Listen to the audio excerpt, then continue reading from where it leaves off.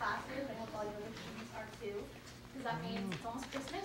The only two things standing in my way from Christmas are finals, kind of a big one, and finding presents for all my friends and family, which isn't really so much of a hurdle because I actually love to shop.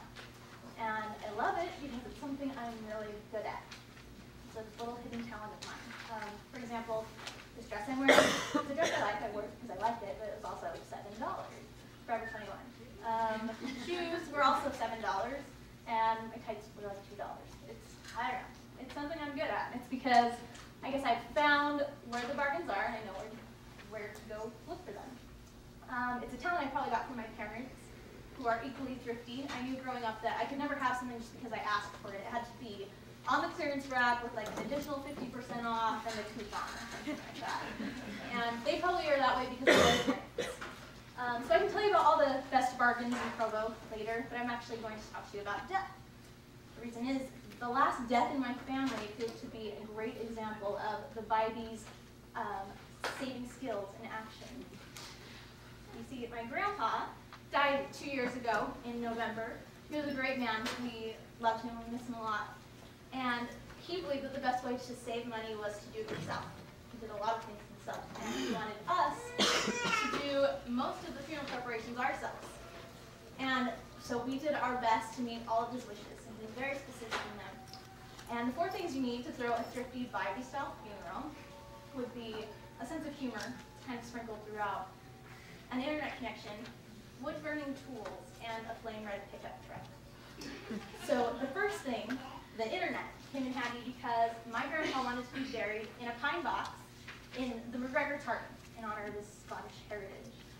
So my dad went down to the lumber yard and got the pine, and we Googled instructions on how to make a coffin.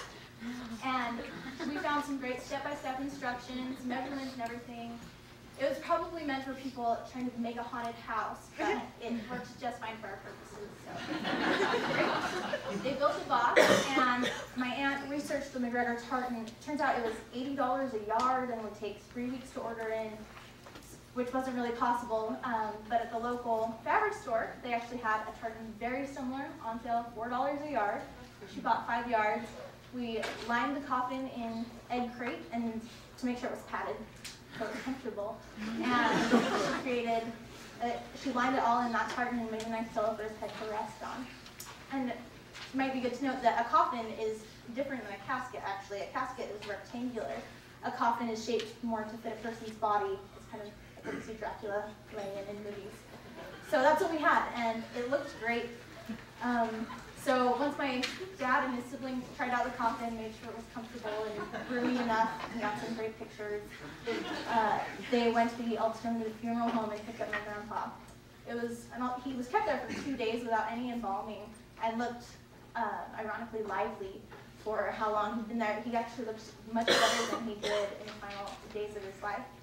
So we picked up Grandpa and we took him home over to my aunt's house for the next step of the funeral. That's where the wood-burning tools came into play, because my grandpa loved to work with his hands. He made a lot of little toys, like little cars and birds out of wood that he would give away to friends, family, strangers on the street, whoever would take them, really. So we brought the coffin inside, and each family member took turns burning, well, we traced our hands with pencils and then burned the imprint of our hands on the outside of the coffin. With messages, with our names and words of love, just a tribute to our grandpa. And so it looked great. The outside was done, the inside was finished.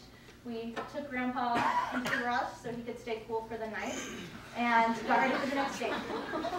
So the next day, we were going to check out Soda Springs, Idaho. That's where my grandpa was from. And he wanted to be buried there. He loved Idaho. And I can remember talking to him while he was still alive and him saying, I want to be buried in the pine box and I want you to take me in the back of the pickup truck up to Idaho. So the flame red pickup truck came into play, and my dad and his siblings hoisted him into the back of that red Chevy, and the caravan of Bybee minivans made their way up to Idaho.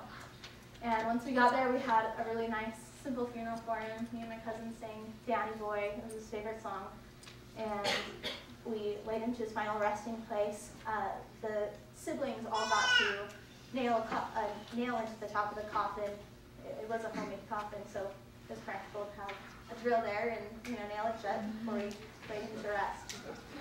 So it's kind of an unconventional way of doing things, but it was exactly the way Grandpa would have wanted it. And just know if you do decide to try this at home, use your full ability. But anyways, the purpose of this was not to save a few bucks. It was to honor the life of a man that really meant a lot to us.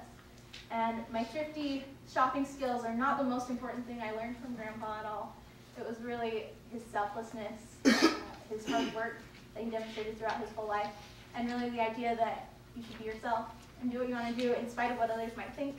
It's how he lived and definitely how he died. And it was exactly what he would have wanted with the wood burning tools, internet connection, and plain red pickup truck.